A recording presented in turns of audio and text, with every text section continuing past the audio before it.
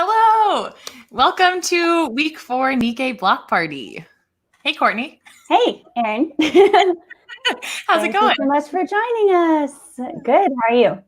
I'm great, and I'm so excited about the show that we have ahead of us tonight. So without delay, we're going to start with 2 poetry readings, a poem by Hiroshi Kashiwagi, and thank you so much to the Tule Lake Committee for allowing us to use this video, and then we'll follow it up with a reading by Larry Matsuda, and thank you so much to Friends of Minidoka for making that reading possible. So we'll take it away with our poets. Enjoy.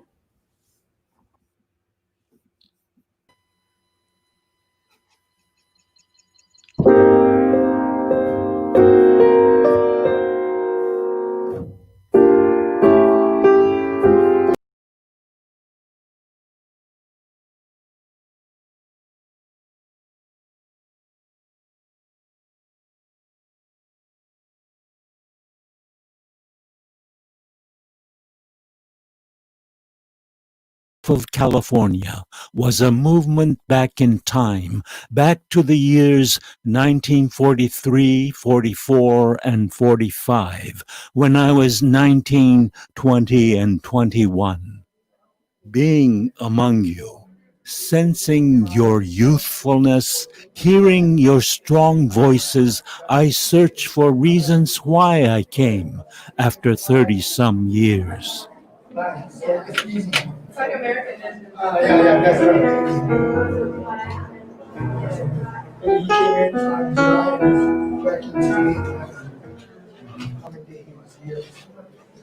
Tule Lake, that was a name I dared not mention, spoken warily, always with hesitation, never voluntarily.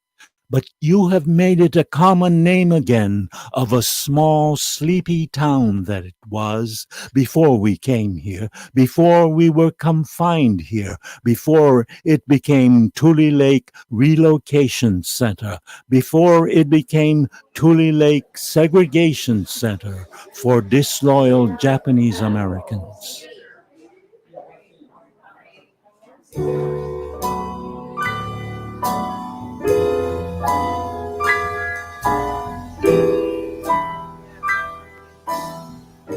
Yes, it's right that we're here to see firsthand where 18,000 of us lived for 3 years or more, to see again the barbed wire fence, the guard towers, the MPs, the machine guns, bayonets and tanks, the barracks, the mess halls, the shower rooms and latrines. My dad used to call it apple. It's like a upside down abalone cells. Yes, it's right to feel the bitter cold of the severe winters, the warmth of the pot-bellied stove, and the dust storms. How can we forget the sand biting into our skin, filling our eyes and nose and mouth and ears, graying our hair in an instant? We walked just across the way. Yeah, we came here. I thought I saw it over here somewhere around here. Yes, it's right to recall the directives of the War Relocation Authority, their threats and lies, the meetings, the strikes, the resistance, arrests, stockades, violence, attacks, murder, derangement, pain, grief, separation, departure, informers, recriminations, disagreements, loyalty, disloyalty, yes, yes, no, no, no, yes, issei, nisei, kibe, These are words now, but they were lived here.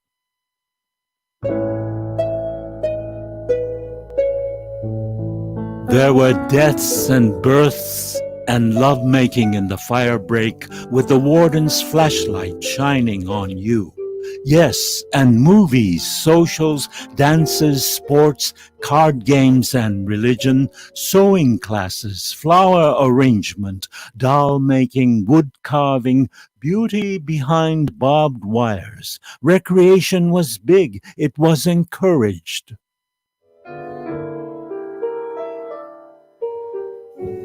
Keep 'em busy, keep 'em occupied, keep 'em sane for heaven's sake. But a Chronicle reporter observed, there are 18,000 mental patients living in confinement at Tule Lake. So it is right that we are here. It is right that I remember and tell it. I wish I could share the feeling I have now with the Issei and Nisei, they who lived here, they who do not speak of it, who pass it off as a good time experience. Whatever we did here, the commitments we made, loyal or disloyal, compliance or resistance, yes or no, it was right. Because the young people make it so, because they seek the history from those of us who lived it. So we must remember and tell it. We must acknowledge it and tell it.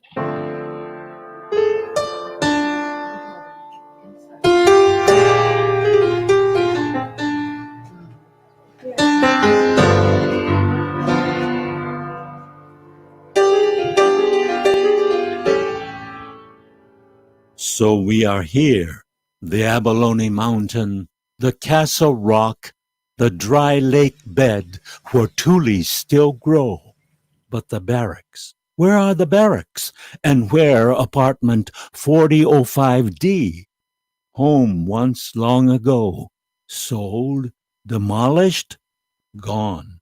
Little remains except what's trapped in our heads far back somewhere.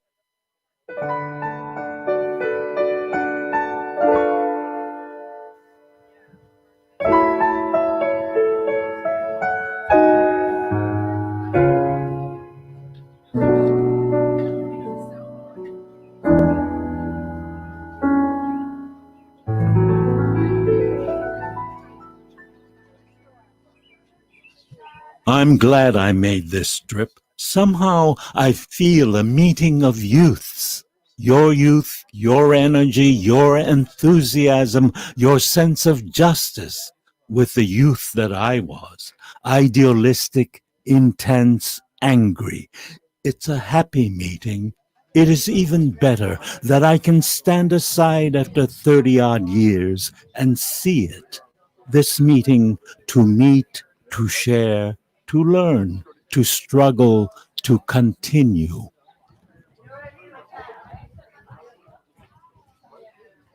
I sense an immense feeling of continuity with you, all of you. Yes, it's right. It's right. And I'm glad I came back to Tule Lake with you. The second poem that I'm going to read is entitled The Noble Thing, and it deals with the effects and after effects of the forced incarceration. For the poem, you need to know the vocabulary word shikataganai. It's a Japanese word that means it can't be helped in English. The Noble Thing. Dad never talked about Minidoka. That was the noble thing. Before World War II, there was Garfield High School for him, ice skating on Green Lake, dances at Lake Wilderness Lodge. Later, his ownership of Elk Grocery on Seneca Street. He and my mother were married in 1941, 10 months later to be removed, forced into the Minidoka concentration camp. Mom was 5 months pregnant in August with my older brother Alan. With blackout curtains drawn, the train left Puyallup and climbed the Cascade Mountains until the land flattened and the inescapable sun transformed the train cars into a moving sauna. People gasped small, panicked breaths from the superheated air. Shikataganai, it can't be helped. The train stopped by the side of an unmarked road in the Idaho desert, released its passengers miles from any station. Rumors spread they would be shot or marched to death, their bodies stacked, then carted away to some awaiting ditch. Nowhere to run, they walk in their best shoes in the gritty sand as on the face of the moon. The heat caused some to faint as they carried all that they could. 3 years later, Dad returned to Seattle after the war, developed a bleeding ulcer, lost his janitor job at a rural hotel. Depression took Mom away like invisible armed guards. She was a stranger, a stick-like figure with arms and legs poking out of a white smock, pacing the sidewalk next to the Western State Hospital turnaround. Dad never talked about it.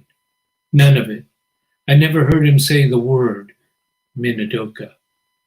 Gaman, endure the unbearable with dignity.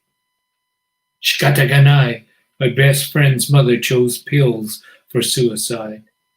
After school, Randy, my neighbor, opened the garage door and found his father in a black suit, his best hanged by the neck. Shikataganai, the same path other Seattle Japanese chose.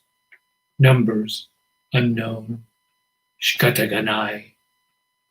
We, however, never talked about it.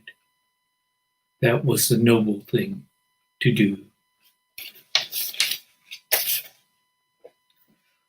Thank you for attending my reading. Please join me again for the second session, which focuses in on proving loyalty, and the last session is legacy. Looking forward to seeing you then. Have a great day.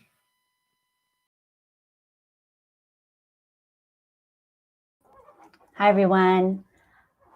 Wow, those were some powerful words.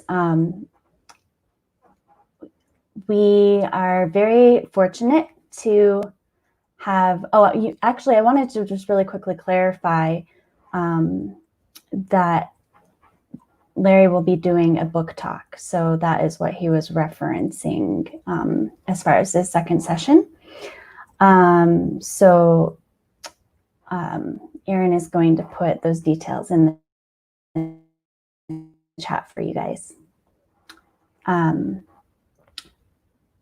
am going to now introduce a very special person to me. Her name is Margaret Ozaki-Graves, and she is actually also my lovely cousin. She is a Japanese American performer who works primarily in opera and musical theater. She's performed in opera houses across the country and was featured in LA Opera's preview performance of The White Bird of Poston, which is a story of Japanese American incarceration. She's a cultural consultant for the Japanese Arts Network, as well as a Central City Opera touring artist, where she also serves as education coordinator and provides performance and project curation as resident soprano soloist with Art Song Colorado. And as you'll see in this next video, prior to singing, Margaret was a professional Japanese instrumentalist, playing taiko, koto, and shamisen. So please enjoy this video, the story of our family with Margaret Ozaki-Graves. Oh, we came to. Not that we came. Government brought us to US. Okay. Yeah.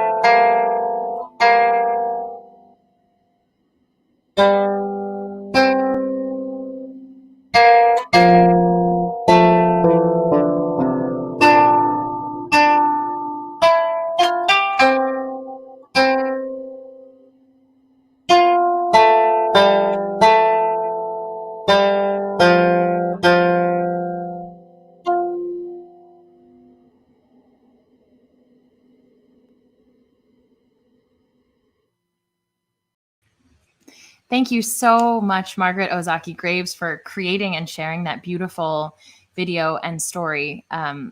Just really moving. We are, I can't believe it, already at the point in the show where I'm going to introduce our featured performer. As you all know, we are coming to the end of our week 4 programming, and the theme this week was a question of loyalty. And to end this evening, we have 2 stories from Alton Chung, a master storyteller born and raised in Hawaii, who is going to tell us stories about Ben Kuroki and Frank Emmy. I won't, go into anything. I will let Alton tell his story, but I'm so delighted that we're able to share these with you. Thank you so much, Alton, for agreeing to do this and performing for us. If you have any questions or thoughts for Alton, please feel free to leave them in the chat on YouTube. We'll try to answer some at the end if there are questions, and we'll also have more time with Alton tomorrow afternoon. So stay tuned to hear more about that program. But now it is absolutely my pleasure to introduce Alton Chung. Thank you so very much for the opportunity to be here with all of you tonight. So let us begin. Good evening, ladies and gentlemen, veterans and honored guests. Welcome to this traveling exhibit of the Japanese American experience of World War II. I am the curator and your humble tour guide. We have collected stories which may allow you to discover some new insights into what it might have been like to be a Japanese American during the war. We believe these stories to be testaments to the endurance of the human spirit. It is our hope that this will inspire you by all the experiences that you have here tonight. During World War II, the Japanese Americans on the West Coast were taken from their homes and their communities and placed into incarceration camps. Of those incarcerated, 40% were children and 70% were American citizens. Now, the immigrants who came from Japan to the United States are called Issei. And the children of the Issei, the second generation Japanese Americans born in the United States, are called Nisei. Some of these Nisei took it upon themselves to volunteer to fight for their country and to prove their loyalty. Now, a handful of Nisei flew in bombers over Europe during the war. But the most famous of them all was a man by the name of Ben Kuroki.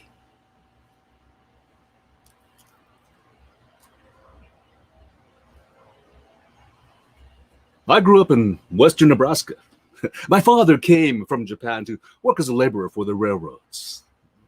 He became a farmer and settled down in the small town of Hershey, just west of North Platte. In my senior year, I was the class vice president, and I graduated in the top 5 of my class. Then again, there are only 10 of us, so I guess it's really nothing really to brag about. Well, after high school, I bought a truck and began delivering potatoes from our farm to the markets in Oklahoma City. And in my spare time, I took flying lessons. And late in 1941, I soloed. Just another all-American kid. Now, that first Sunday in December, the Japanese American Citizens League, the JACL, was held a meeting in a church in North Platte. Now, the JACL, well, they were a patriotic group fighting for racial equality. Mike Masaoka was the national secretary of the JACL. He was speaking to us, and right in the middle of his talk, the police came in and they grabbed him and threw him in jail. That's when we learned about Pearl Harbor. Now, my parents taught me about shame, and they pounded it into our heads that you never bring shame to yourself or to your family. And I felt guilty about what the Japanese had done at Pearl Harbor. I wanted to avenge what the Japanese had done and for causing what I considered to be shame. I hated the fact that I was born Japanese. I didn't want to be called a Jap. I wanted to prove my loyalty. I was an American citizen, and I wanted to fight for my country against Japan. Next morning, my younger brother Fred and I, we decided to volunteer for the Army. Well, we went down and we signed up, and we waited. They never called us back. Then I heard that the Army Air Corps was taking enlistments in the next town over, so I called up the recruiting sergeant and asked if nationality was going to be an issue. And he said, heck no, I get paid $2 for every person I sign up. You said your name was Kuroki, right? What do you know? My brother-in-law is Polish too. Well, Fred and I were the only Japanese recruits around. The Army then suddenly sent Fred off to be part of a ditch digging group with no explanation. I was set to peel potatoes for 21 straight days. I was pretty miserable, but I was still in the Army Air Corps. When I first saw my first B-24 heavy bomber, the Liberator, it just kind of took my breath away. I mean, it was the most impressive thing I'd ever seen. First, I signed up to be a pilot. And then, a mechanic. But they ended up sending me to clerical school. I was a buck private clerk in the 93rd Bomb Group. And when it appeared that I was going to be transferred, I begged with tears in my eyes to be able to go with the group to go and fight in Europe.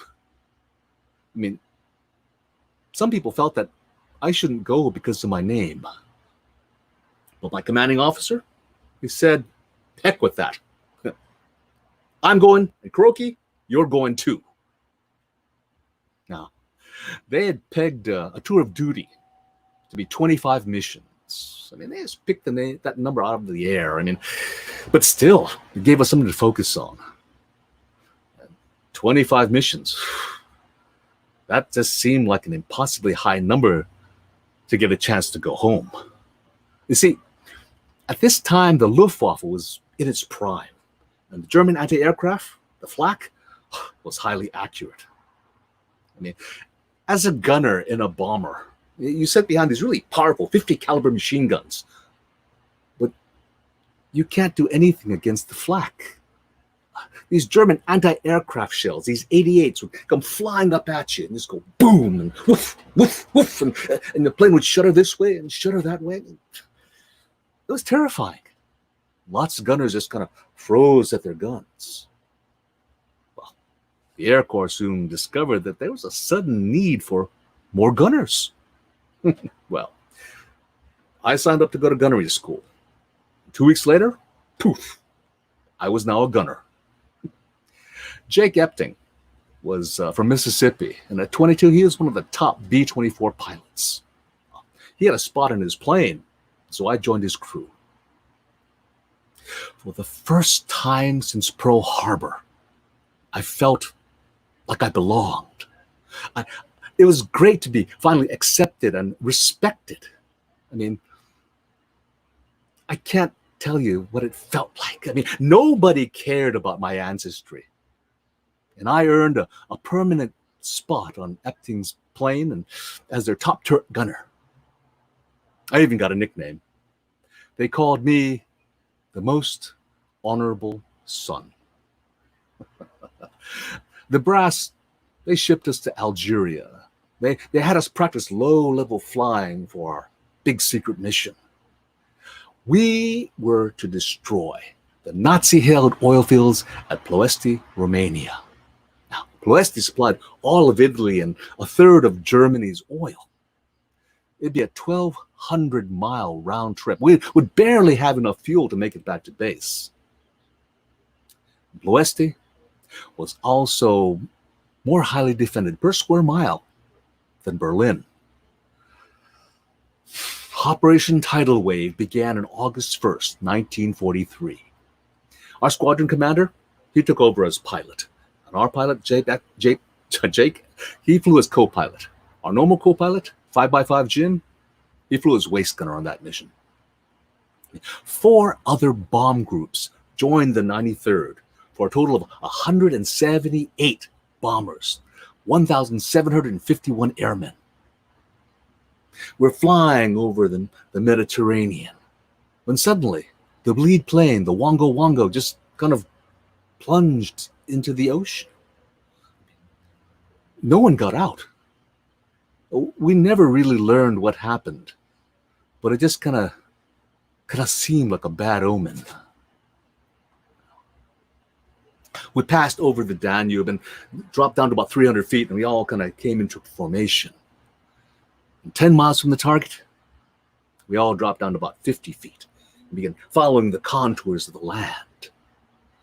Well, up ahead, that lead plane, that whole group, they just kind of took a wrong turn and started taking everyone off course. But the 93rd, we broke off and we headed back toward Ploesti. But by the time we got there, the Germans already knew we were coming. And they baked a cake. These innocent-looking haystacks in front of us just suddenly opened up, and all of a sudden there was these guns pointing back up at us, and more guns appeared out of railroad cars and out of fake buildings. And Jake began shouting, "Start shooting! Start shooting!" After that, things just happened really fast. Shells started kind of flying up at us, kind of just spread out like railroad tracks. And suddenly someone shouted out, "Junior's on fire!" We all kind of looked at the plane over on our right wingtip, and the plane was on fire from nose to tail. And we could actually see people burning up. That plane just kind of just plunged down and just exploded into a million pieces. Seconds later, this huge oil tank right in front of us just exploded, and flames just kind of leapt up, and that oil tank itself, that flew up like a tin can, higher than the flames. I didn't think we were going to get out of that. But our squadron commander, he just took that plane and he turned it on its side. And I could feel that heat coming through my top turret. And then we went through that fireball and we just kind of leveled out. And when we did, there, right in front of us, we saw Hell's Wench. It was the plane of our group commander, Lieutenant Colonel Baker. We saw him kind of going up and up and up. And then all of a sudden we saw one parachute come out and then another parachute. And then the plane just kind of nosed over and went crashing down to that biggest building in front of it. we dropped our bombs and the whole plane just kind of lurched forward. I mean, when you let go of tons of bombs, your speed just kind of increases. And we were flying low and fast, and we were alone. There was no one else with us. We flew for 13 hours straight that day. On that day, 53 bombers were lost. 310 airmen were killed. 1 man in 5. The Tupelo last, Jake's plane, didn't have a single bullet hole in it. And we thought, hey, it's great. We made it through. But the question we kept asking ourselves was, where was everyone else? The thing that I remember most was the following day. Early in the morning, it was quiet and the desert was still. And suddenly we heard someone calling out. Junior! Junior! This is our normal co-pilot, 5x5 Jim, who flew as a waist gunner in that mission. He saw Junior Canfield's plane catch on fire and crash before his very eyes. See, Junior Canfield was an 18-year-old kid who lied about his age to get into pilot school. He and Jake, he and Jim, they were best of friends. Although it was estimated that 40% of refinery capacity had been damaged in that raid, most of the damage was repaired within a few weeks. The raid on Pleste resulted in no meaningful drop in oil production for the Reich. When I finished up my 25th mission, I volunteered to fly another 5 missions. These are for my brother Fred, who was still in an army unit back in the States. And on my 30th mission, flak just shattered my turret. Plexiglass shards just came flying at me and cut my face and shredded my mask. And I think I would have died if my crewmates hadn't pulled me out of my turret and slapped an emergency oxygen mask on me. December 1943, I went back to the States. In the spring of 1944, I was ordered to report to the Heart Mountain Relocation Center. Driving up to the gates, I was shocked to see the barbed wire, the guard towers, and the armed guards. And behind the barbed wire, there were people who looked like me. I had learned that they were now drafting Japanese Americans from these incarceration camps, and I was there to go and help build morale and to increase enlistments. I was given a hero's welcome, and there was this huge banner said, "Welcome, Sergeant Ben Kuroki." And huge crowd showed up. They say about 3,000 people, about a third of the entire camp. I talked about my experiences, about being a farm boy and serving my country. I was really gung-ho. And I said in combat, I found the acceptance I've been craving. And I told them that anyone who resisted the draft, they just lacked initiative and they were easily influenced by others. And I told them that if they thought Japan was going to win the war, they're crazy. Japan was going to be bombed off the map. And that's when I started hearing a few hisses and boos. Later on, I met with a small group of Nisei draft resistors and members of the Fair Play Committee. We just couldn't see eye to eye. And after a while, the discussion got really heated. Some guys wanted to go and beat me up. Hardly anyone was there for my send-off. After Heart Mountain, they sent me to Minidoka and then to Topaz, and by that time, I had had enough. I remember one day, I was trying to catch a cab. I was standing there in my uniform with my medals and my ribbons, but another serviceman wouldn't share the cab with me. In fact, he slammed the door in my face and said, "I ain't riding with no lousy Jap."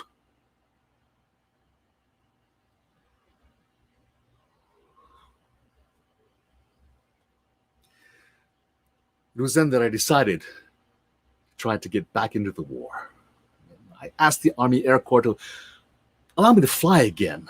This time I wanted to fly in B-29 bombers. I mean, they were larger and they flew farther and they carried more bombs than any other bomber in the whole world at that time. I mean, they were designed and built to bomb Japan.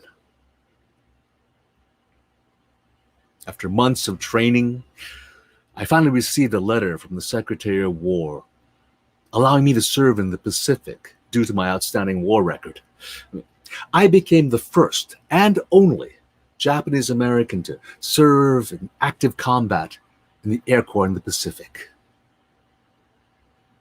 I was assigned to be a tail gunner on a B-29, and at a stop in Hawaii, the crew named the plane after my new nickname, the Honorable Sad Saki. It referred to a popular cartoon, Sad Sack, which was about a well-meaning but inept soldier. At our base in Tinian in the Marianas, I mean, there were still Japanese soldiers up in the hills.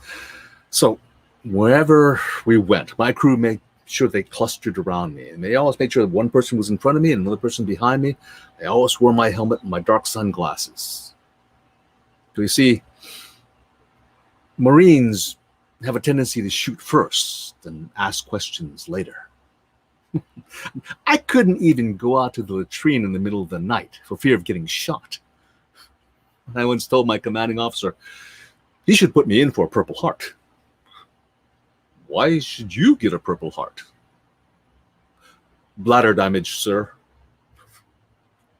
I mean, I felt safer going on a mission than I did on my base in Tinian. It was a 20-hour round trip to go from our base to Japan. And when we flew over Tokyo at about 7,000 feet, the flak was terrible. We dropped our load of incendiary bombs, and the whole city kind of went up like a lit match. I mean, the incendiaries started a firestorm. That night, 80,000 people died. I felt bad for the women, children.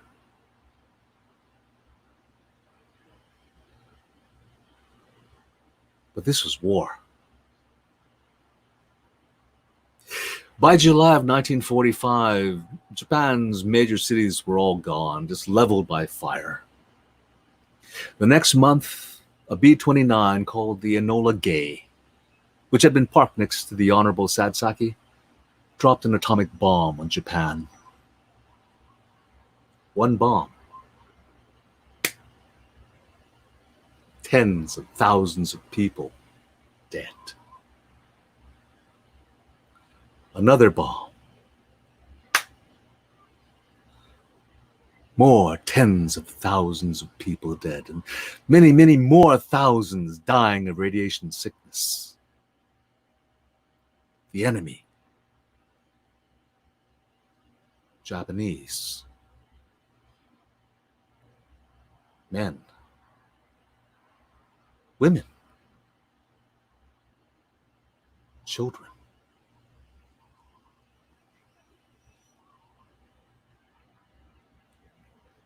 The war was over, and I was going home alive.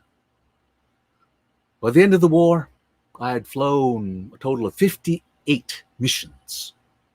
I had also been awarded the Distinguished Flying Cross with 2 oak leaf clusters for a second and third award, and the Air Medal with 5 oak leaf clusters. And in 2005, on the 60th year after the end of the war, I was awarded the Distinguished Service Medal for my combat participation during the war and for overcoming many incidences of prejudice in my fight for my right to fight for my country.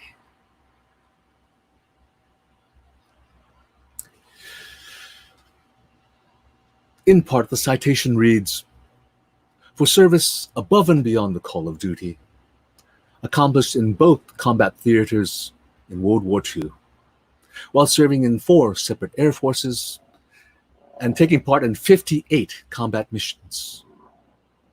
Throughout, he overcame acts of prejudice and earned the nickname Most Honorable Son."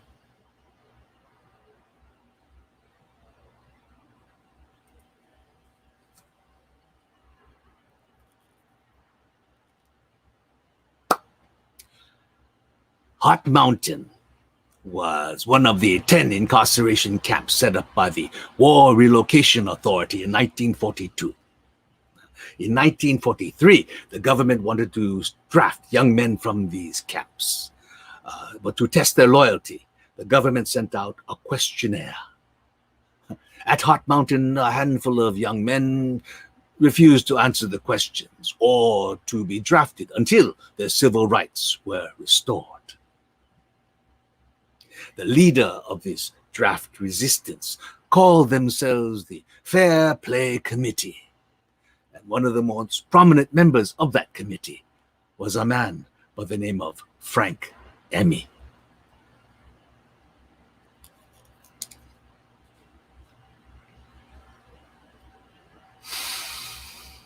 When you get pushed around enough, somewhere you have to draw the line. You have to take a stand. They wanted to draft us from the camps, and I thought that was wrong. Restore our civil rights, free our families, and we'd be glad to serve. We paid the price for standing up, for taking a stand. 2 years in prison and 50 years of scorn from my own people. After Pearl Harbor, we never dreamt that we were going to get in any kind of trouble. I mean, we were Nisei. We were born in this country. We were U.S. citizens. We were so naive. You cannot imagine the hostility we faced overnight. Suddenly, we were made to feel every bit as guilty as the enemy for simply having a Japanese face. Whipped up by the politicians and the special interest groups and the newspapers, the president ordered mass evacuations and incarceration. Many Japanese Americans, they fled to the free zone, away from the West Coast. Those of us who stayed, by the summer of 1942, we were forced to leave. 2/3 of us who were incarcerated were U.S. citizens. Now, we owned a small grocery store in Los Angeles, into which we had invested $25,000. It was a lot of money back then, considering the fact that a quart of milk was 10 cents, and potatoes were a penny a pound, and a loaf of bread was either 5 or 10 cents.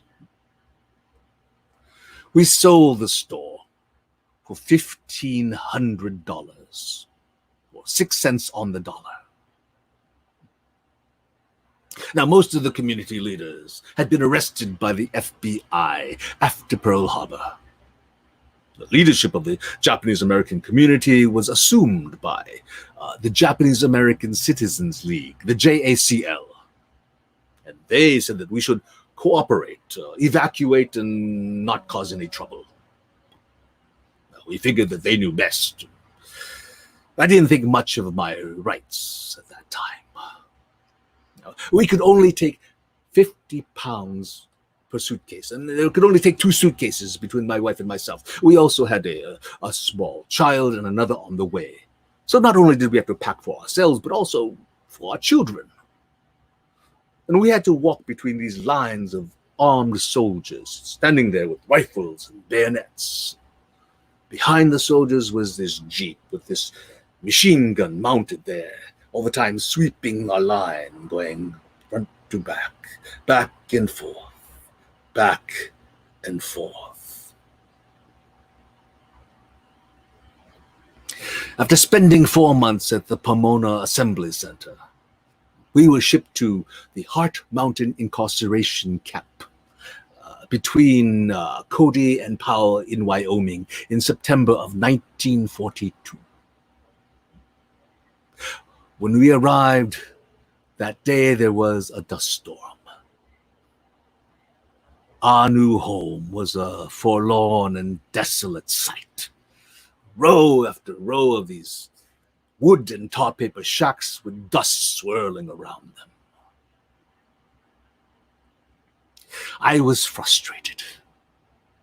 I couldn't vote, I couldn't work, I couldn't go to school, I couldn't get out. I was just stuck. Were we American citizens? Were we Americans even? Were we aliens? We were Japanese, but we were not Japanese citizens. We were so confused, we did not know who we were.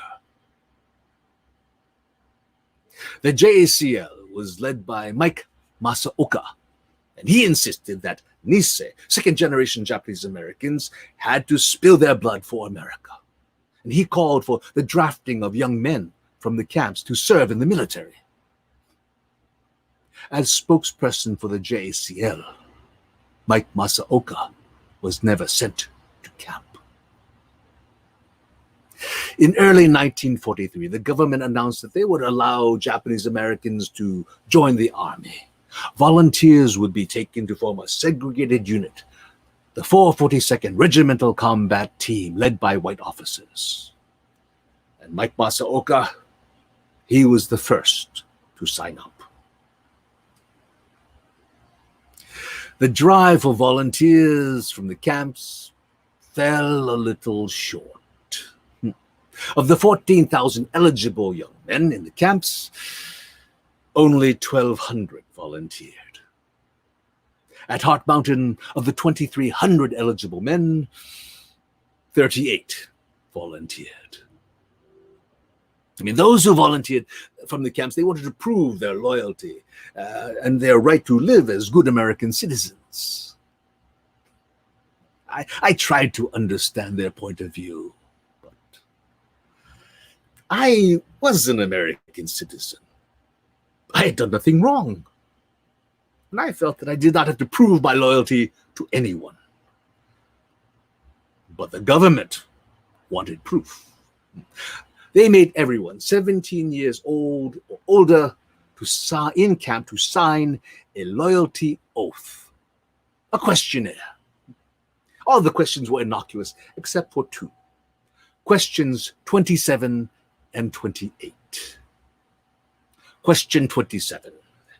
Would you be willing to serve in the armed forces of the United States on combat duty, wherever ordered? If you answered yes, does that mean that you were volunteering to serve for the military immediately? What would happen to the elderly, the old folks, and the women? What would happen to them if they said no? Question 28. Will you swear unqualified allegiance to the United States of America and faithfully defend the United States from any and all attacks by foreign or domestic forces? And do you forswear any form of allegiance to the Japanese emperor or for any foreign government, power, or organization? How can we forswear something to which we had never sworn allegiance? And if you answered yes to this question, it implied that at one time you had sworn allegiance to the Emperor of Japan. Since US law did not allow Issei to become citizens, by saying yes, does that mean that these Issei would lose their Japanese citizenship?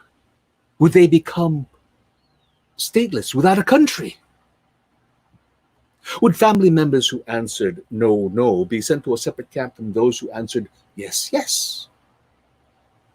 Would those who answered no, no be immediately deported back to Japan?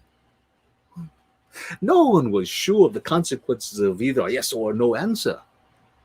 Bitter conflicts erupted between friends and families. Would you serve in the U.S. military in combat? Would you renounce any loyalty to the Japanese emperor? Those who answered yes, yes were considered to be loyal. Those who answered no, no were considered to be disloyal. They were called no-nos or no-no boys. They were shipped to the Tule Lake Incarceration Center in Northern California. I answered the questions with a qualification. I wrote on my questionnaire, under the present conditions and circumstances, I am unable to answer these questions. And I was willing to serve, if drafted, provided that they restored my constitutional rights and allowed my family and myself to go back to our home. I thought that maybe others in the camp might also be having difficulty answering these questions. So I wrote out the answers to my questions by hand, and then my brother and I went out on a midnight excursion, posting the answers for questions 27 and 28 on latrine doors and in mess halls all over the camp. Later, I found out that answering these questions with a qualified answer was the same as answering them no. In the winter of 1944, the government announced that they would now draft Nisei from the camps. Now, as a married man with 2 small children, I was not eligible for the draft. But Kiyoshi Okamoto, who called himself the Fair Play Committee of One, said that it was unconstitutional to conscript men who had been stripped of their civil rights into military service. By incarcerating us, the government had abridged our rights without due process. What was right, and what was wrong, and the government was wrong. The JACL maintained that only unquestioned compliance, military service, and the ultimate sacrifice in war, if necessary, would prove our loyalty to the country. I felt that if we could either tuck our tails between our legs like dogs, or stand up like free men and fight for justice. Few of us resisted, and we organized ourselves and called ourselves the Fair Play Committee. We urged young men to not show up to their physical examinations or to their induction when called. That first week, 5 young men did not get on the induction bus. The next week, 7 men did not show up. The JACL newspaper, the Pacific Citizen, and the camp newspaper, the Heart Mountain Sentinel, they called us resistors. They also called us dimwit and halfwits and nuts and demented and seditionists and traitors and disloyals. Yet, every week, dozens of young men failed to show up for the draft. Sergeant Mike Masaoka, now of the 442nd Unit, and was the unit publicist, he warned us that we were undoing all the good image created by the soldiers, and that they would have caused them to shed their blood in vain. The JACL newspaper threatened us that we would be ostracized from American society. The government and the JACL, they needed a hero. They found one in a farmer's son who had volunteered from the Free Zone of Nebraska, Sergeant Ben Kuroki. He was a top turret gunner of a B-24 and had flown 30 missions over North Africa and Europe, and had also been awarded 2 Distinguished Service Flying Crosses. He was the first Japanese-American hero and the perfect poster boy for the JACL. The government sent Ben Kuroki to build morale and recruitment inside the camps. At Heart Mountain, Kuroki was given a hero's welcome, and there was a big sign saying, "Welcome, Sergeant Ben Kuroki." And a huge crowd, about a third of the camp, 3,000 people, came out to see him. All the young girls, they thought he was so handsome. Kuroki was really gung-ho. He said that all those who fought the draft, well, they just lacked initiative. I thought, he doesn't know what the heck he's talking about. He was a Nebraska boy. He was a free American. He didn't know anything about the camps. And yet here he was, telling us that we should join the army. The government had taken everything from us. And now they wanted to draft us? Psst. There were guys in camp who wanted to kill him. He was under protection the whole time he was here. And the day Kuroki left, 6 more men did not show up for the draft. On March 24th, 1944, the arrests began at dawn. At Heart Mountain, 1 out of every 9 young men drafted did not show up for induction. A week later, in the largest mass draft resistance trial in the state history, 63 resistors from Heart Mountain were put on trial, found guilty, and sentenced to 3 years in a federal penitentiary. In July of 1944, the FBI came back to Heart Mountain and arrested me and all the other members of the Fair Play Committee. It was really hard on my wife. See, not only was she now married to a disloyal, she also had to take care of our 2 young children, all by herself.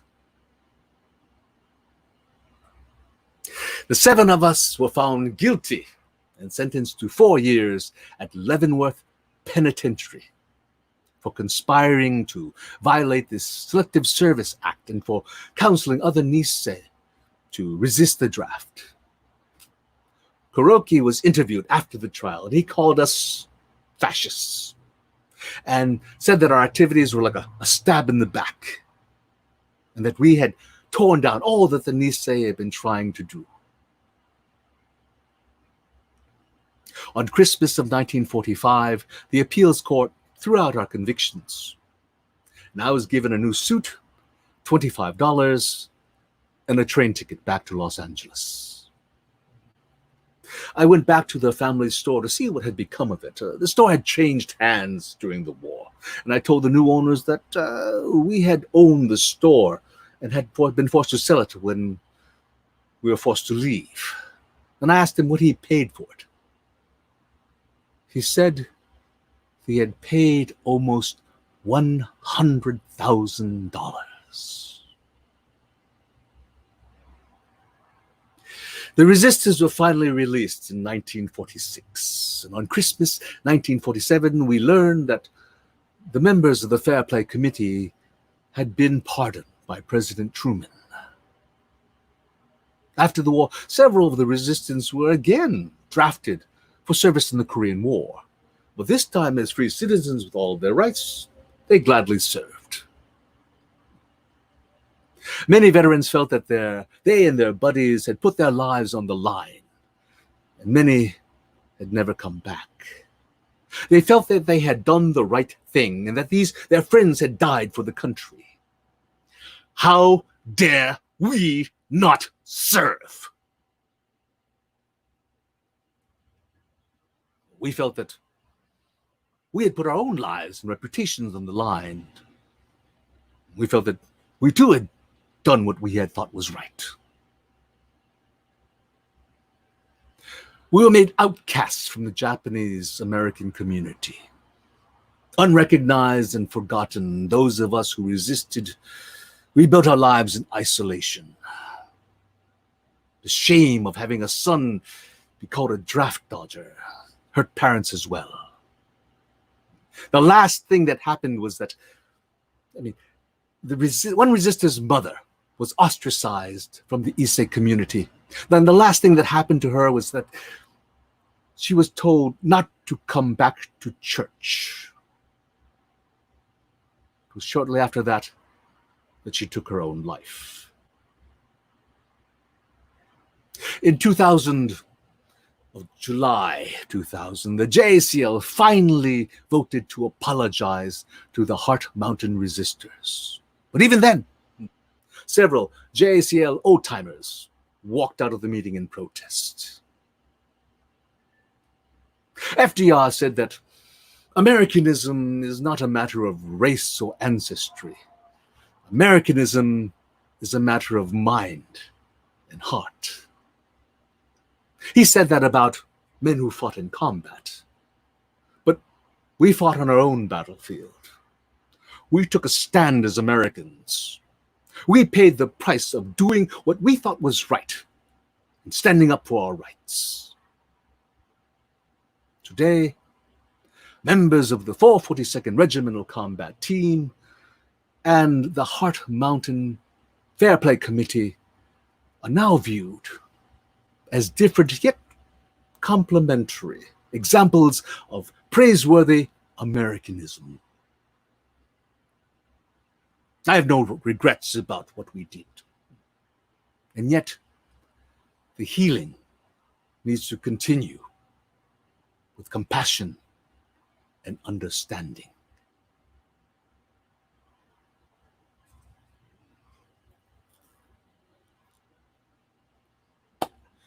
Well, that concludes our tour for today.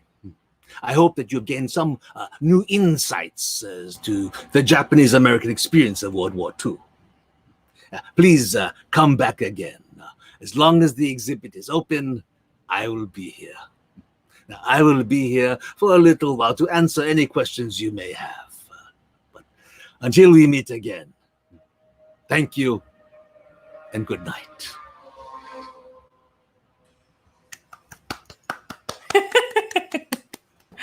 Thank you so much, Alton. Thank you so much. My pleasure. Just incredible and really a perfect ending to this week when we've been thinking about so many of the themes and stories that you touched on. So we are so grateful for your time and your energy, and that was captivating, just truly. Well, thank good. you I'm so glad. much. I don't know if we had any questions. I'm going to guess that our audience was just too involved in the stories, but that's okay because we have another chance tomorrow. There was a comment that Okay. somebody just mentioned how young Frank Emmy was. Yes. And how brave. So Yeah. He was quite young. I mean, he was a young man. I mean, with a brand new, young family. Right. yeah. And I had the opportunity. I interviewed him on the phone before he passed away for this piece, and I was lucky enough to do that. And and just considering all the things that he went through, he's a very gracious man. And very, self-deprecating and everything. But, I just can't imagine. I mean, being totally isolated from your community for so long and having to go and make your own way through the world without any help from anyone else. And actually scorn and anger was heaped upon them, for years. And it was only toward the end of his life where people actually recognized him for what he had done. And all the other members of the committee. By then, several of them had passed away already. Yeah. Well, thank you for telling his story, and telling it as Frank, I think, is so powerful. Just to hear his voice through you, and thank you. Well, I'm so glad. I'm hoping that people enjoyed the show, and thank you so very much for allowing me the opportunity to be here to share these stories, because I rarely tell these stories, and so this is a great opportunity. Oh, well, thank you. We are truly honored. And tomorrow at 3 p.m. Pacific time, we will hear 2 more of Alton's stories, and then we'll have the chance to really pick his brain. I have about 20 questions already lined up. So, folks, you got to get your questions in quickly. But thank you so much, Alton, really, for being here. We really appreciate it. Yeah, thank you, Alton. Well, I guess that concludes week 4. We're halfway through. Wow. Which is crazy. Okay. And here are our credits. So next week, we will be having Kurt Ikeda return with another poetry reading, which we're very excited about. The originator of Tadaima, right, Erin? Yes, Tadaima. Yes, the originator of Tadaima. And then we have a live reading from Brandon Shimoda, which I'm personally very excited about. We're going to have some dance from Miki Orihara, former Martha Graham dancer, New York City. We'll have some information about the census, and then we will bring our feature program from Hoetsu Taiko in Chicago. So very excited for all of that. Yes. Yeah. And thank you so much, Courtney. Another great week of co-hosting. And thank you, Kimiko and Royce in the back. And thank you again to Alton and Lawrence Matsuda, Hiroshi Kashiwagi, and Margaret Ozaki-Graves for all that you did for this week. And we will see you all next week. And tomorrow. We'll see you tomorrow, Alton. Thank you again. That was just so great. Good night, everyone. Take care. Bye.